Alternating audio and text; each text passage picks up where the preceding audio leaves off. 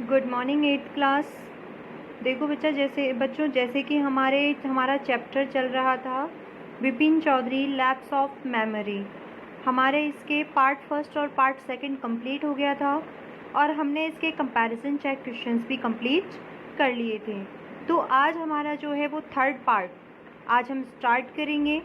अब तक हम इतना जान चुके थे कि विपिन बाबू को ये पता चल चुका था कि उन्हें उनकी रांची जाने की यात्रा के बारे में कुछ भी याद नहीं था और इस बात के बाद ये याद आने के बाद कि वह सब कुछ भूल रहे थे, जीवन का एक हिस्सा, उनका सर चकराने लगता है, वो लंच भी नहीं करते हैं, उनकी भूख मर जाती है। यहाँ तक हमने पढ़ लिया था। अब हम थर्ड पार्ट स्टार्ट कर रहे हैं। तो देखिए, after lunch time Bipin Babu realized that he could not possibly carry on sitting at his desk and working। कि देखिए लंच टाइम ख़त्म होने के बाद, लंच टाइम में उन्होंने अपना जो सैंडविच लाए थे वो नहीं खा पाए थे क्योंकि उनकी भूख मर गई थी। लंच टाइम समाप्त होने के बाद, दोपहर के भोजन का जो टाइम था वो ख़त्म होने के बाद बिपिन बाबू महसूस करते हैं कि उनके लिए अब और ऑफिस में बैठ पाना या फिर डेस्क पर बैठकर काम करना उनके लिए अब और पॉसिबल नहीं है। उनके लिए ये पॉसिबल नहीं है कि अब वो ज़्यादा देर तक बैठकर काम कर सकें क्योंकि उनका सर चकरा रहा था, उनकी भूख मर गई थी और उनके शरीर में एक कंपन-सा हो रहा था। तो उन्होंने ये महसूस किया कि उनके लिए पॉसिबल नहीं है कि वह डेस्क पर बैठकर अपना काम कंटिन्यू रख सकें। तो देखिए आगे, this had never happened in the 25 years he had been with the firm। ऐसा विपिन चौधरी के साथ, विपिन बाबू के साथ पिछले 25 सालों में कभी नहीं हुआ था जब से वह इस कंपनी में काम कर रहे थे। तो देखिए, विपिन बाबू को उस कंपनी, फर्म यानी यहाँ है कंपनी, हैपेंड यानी घटित होना, नेवर यानी कभी नहीं। तो देखिए यहाँ पर इस कंपनी में विपिन बाबू 25 सालों से काम कर रहे थे। तो विपिन बाबू के साथ 25 सालों में ऐसा पहले कभी भी नहीं हुआ था। He had a reputation। He had a reputation। Reputation का मतलब होता है अपनी एक प्रतिष्ठा, अपनी एक छवि, अपनी एक जो अपना दर्जा होता है उसके लिए। तो he had a reputation for being a, उनके ऑफिस में उनका अपना एक रुतबा था, अपनी एक छवि थी, उनकी अपनी एक रेपुटेशन थी। टायरलेस कॉन्शियसनेस वर्कर, वह ऐसी प्रतिभा थी कि वह एक बहुत ही टायरलेस का मतलब है कभी न थकने वाले, टायर हो जाना यानी थक जाना, लेकिन टायरलेस मतलब कभी न थकने वाले। और कॉन्शियस का मतलब होता है कर्तव्यनिष्ठ, बहुत ज़्यादा मेहनती।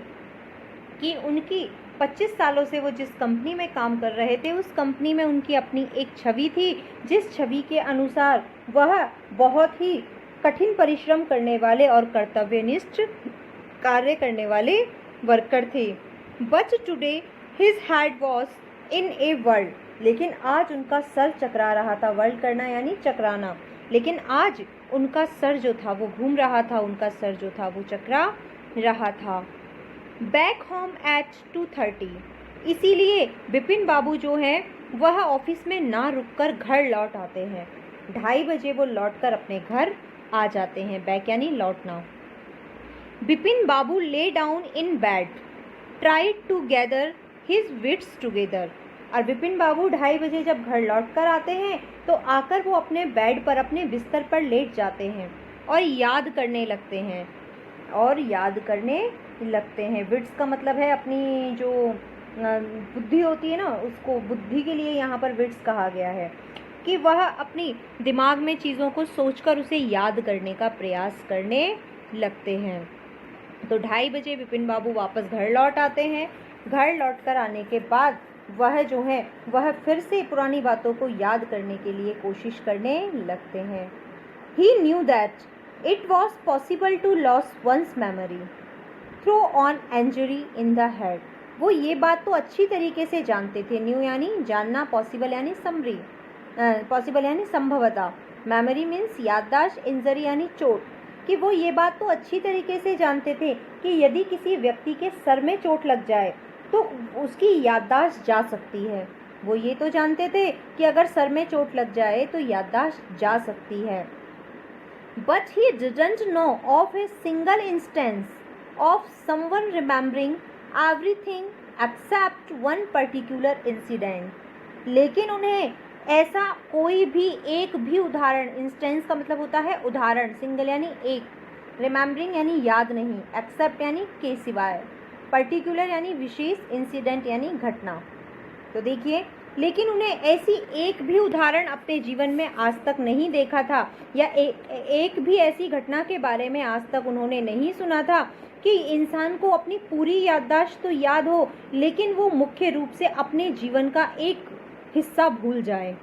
उसे सारी चीज़ें याद हो, वो जीवन की सारी चीज़ें उसे याद है, वो कुछ नहीं भूला हो, लेकिन सिर्फ एक विशेष घटना के बारे में वो भूल जाए। तो देखिए कि उन्हें एक भी ऐसा वाकया, एक भी ऐसी घटना याद नहीं आई कि किसी का कोई ऐसा केस भी रहा हो कि उस व्यक्ति को अपने जीवन की एक घटना को छोड़कर बाकी सब कुछ याद हो। अब आगे देखिए, and A Fairlie recent and significant one at that. अब यहाँ देखिए, सिग्निफिकेंट का मतलब होता है महत्वपूर्ण, इम्पोर्टेंट। सिग्निफिकेंट मीन्स महत्वपूर्ण।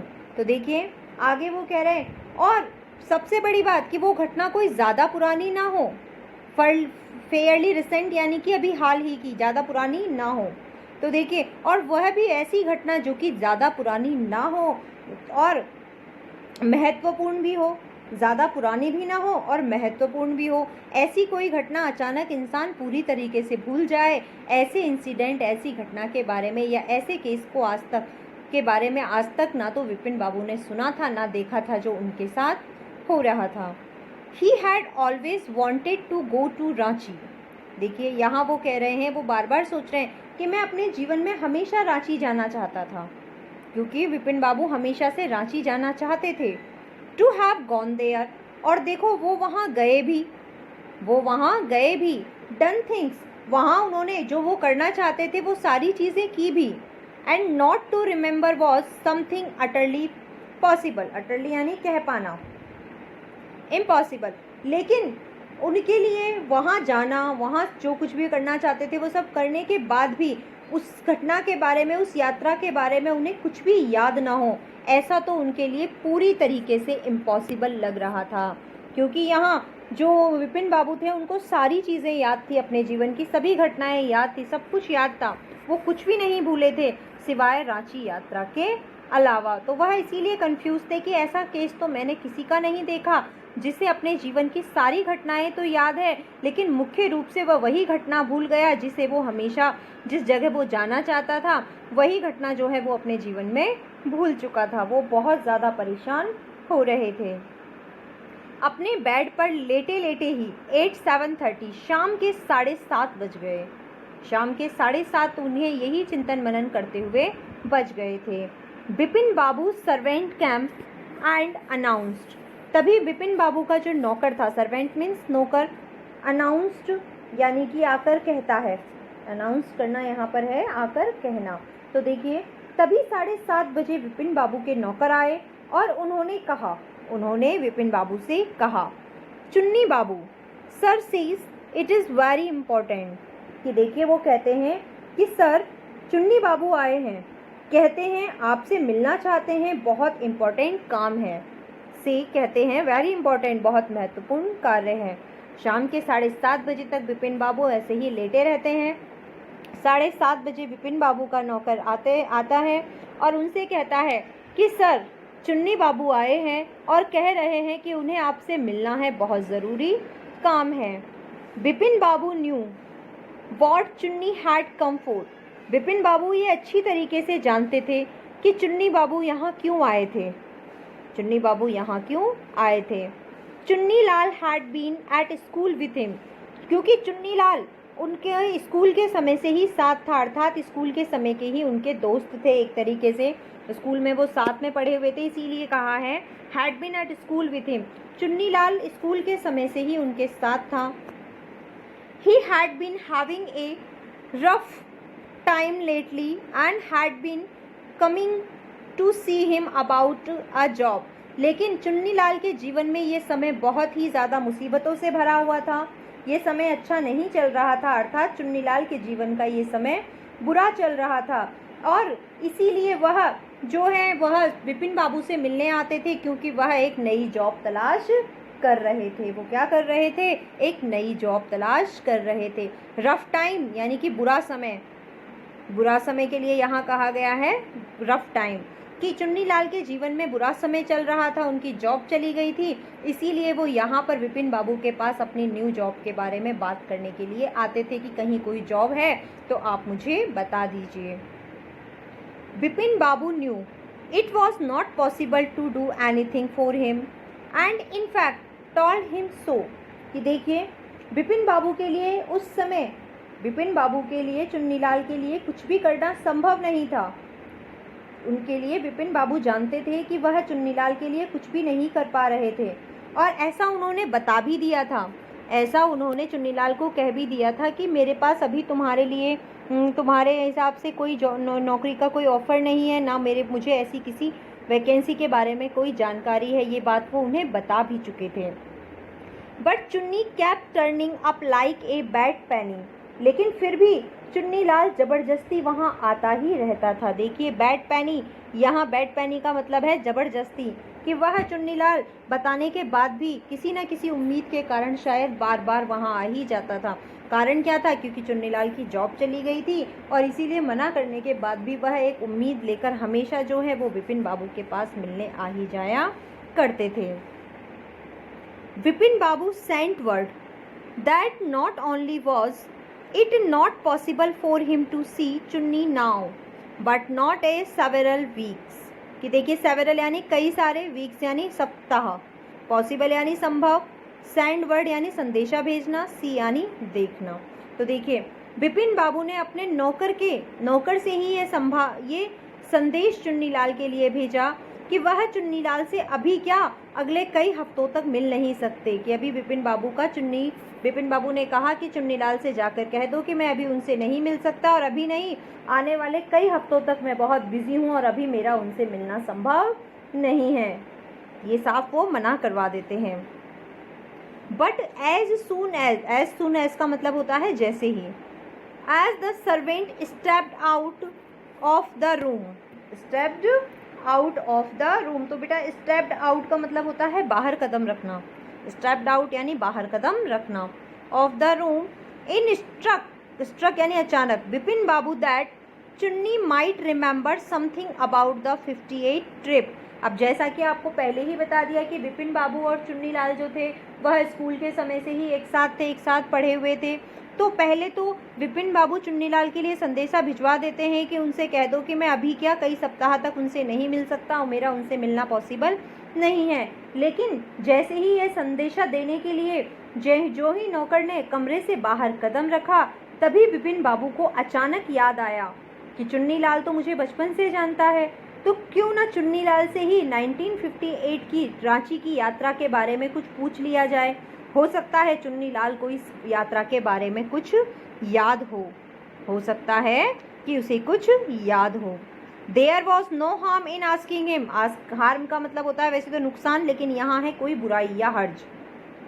तो देखिए वैसे भी उस यात्रा के बारे में बात करने में या पूछने में चुन्नीलाल से कोई हर्ज तो नहीं है, क्यों ना मैं एक बार चुन्नीलाल से भी इस बारे में पूछ लूँ।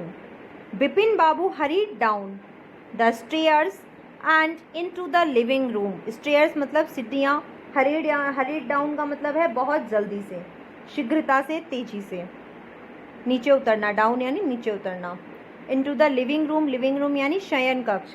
विपिन बाबू इसी उम्मीद के साथ जो है बहुत तेजी से सीढ़ियाँ उतरकर बैठक में आ गए, अपने बैठक में आ गए। Chunni was about to leave, Chunnilal को उनके नौकर का संदेशा मिल गया था, इसीलिए वो जाने ही वाले थे। वॉज अबाउट टू लीव कि वो जाने ही वाले थे। But seeing Vipin Babu appear, लेकिन तभी उन्हें विपिन बाबू दिखाई दिए। अपीयर होना यानी प्रकट होना है, लेकिन यहाँ पर दिखाई देना है। लेकिन तभी उन्हें विपिन बाबू नीचे आते हुए दिखाई दिए। ही टर्न राउंड होपफुली, और वो बड़ी उम्मीद के साथ वापस घूम गए। हॉप्ड जो है होपफुली यानी आशापूर्वक, उम्मीद पूर्वक, टर्न अराउंड यानी मुड़ जाना, इसीलिए वो गए नहीं और वापस जो है वो चुन्नी बाबू की तरफ ही घूम गए। Vipin Babu didn't beat about the bush, कि देखिए विपिन बाबू किसी प्रकार से घुमा फिरा कर बात नहीं करना चाहते थे। जो विपिन बाबू थे वो किसी भी प्रकार से घुमा फिरा कर बात नहीं करना चाहते थे, इसीलिए उन्होंने किसी भी प्रकार से घुमा फिरा कर कोई बात नहीं की। देखिए बीट अबाउट द बश यानी घुमा फिरा कर बात करना, कि वह किसी भी प्रकार से घुमा फिरा कर बात नहीं करना चाहते थे। तो इसीलिए वो सीधा चुन्नीलाल से पूछते हैं, listen Chunni, I want to ask you something, मैं तुमसे कुछ पूछना चाहता हूँ। You have a good memory, तुम्हारी याददाश्त बहुत अच्छी है। समथिंग यानी कुछ। You have a good memory, तुम्हारी याददाश्त बहुत अच्छी है। And you have been seeing me off and on for a long time, और तुम मुझे जो है बहुत लंबे समय से जानते हो और टाइम टाइम पर हमेशा मुझसे मिलते भी रहते हो। यानी कि बचपन से ही हम दोनों हमेशा एक दूसरे से मिलते रहते हैं और एक दूसरे के टच में रहते हैं। Just throw your mind back and tell me, did I go to Ranchi in 58? अब यहाँ देखिए, पहले हमने आपको बता दिया था कि बीट अबाउट द बश का अर्थ तो कि बात को घुमा फिरा कर कहना। अब यहाँ एक वर्ड और आया है, throw your mind back. Throw your mind back का मतलब है पिछली बात को याद करो या अपना दिमाग पीछे दौड़ाओ। Just throw your mind back यानी कि अभी अपना दिमाग दौड़ाओ या पिछली बात को याद करो और मुझे बताओ कि क्या मैं 1958 में रांची गया था? क्या मैं 1958 में रांची गया था? सीधे सीधे विपिन बाबू कहते हैं, सुनो चुन्नीलाल, मैं तुमसे घुमा फिरा कर बात नहीं करना चाहता, मैं तुमसे साफ साफ पूछ रहा हूँ। तुम्हारी याददाश्त बहुत अच्छी है, तुम और मैं बचपन से साथ हैं और समय समय पर मिलते भी रहते हैं। तुम थोड़ा सा याद करो पिछली बात और मुझे बताओ कि क्या मैं कभी 1958 में रांची गया था? क्या तुम्हें ऐसा कुछ याद है? चुन्नी सेड, तो चुन्नीलाल कहते हैं 1958 1958 question mark, it must have been 58 और वॉज इट 59, और कह सकते हैं हाँ शायद 58 के साथ 59 भी हो सकता है, ये तो कंफर्म नहीं है, लेकिन आप गए, क्या 1958 था या 1959 था वो कंफर्म करते हैं। क्या आप किसके बारे में पूछ रहे हैं? क्या 1958 या 1958 ही रहा होगा या 1959 था? ये बात मुझे कंफर्म बताइए। तो वो बता देते हैं कि मैं 1958 के बारे में ही पूछ रहा हूँ। तो देखो बेटा, आज तक के लिए हम इतना ही करेंगे। इससे आगे का जो हमारा चैप्टर है वो हम नेक्स्ट डे करेंगे। आप थर्ड पार्ट को रिवाइज कर लेना, इसके मीनिंग्स कर लेना, ठीक है। इससे आगे का हम नेक्स्ट डे करेंगे।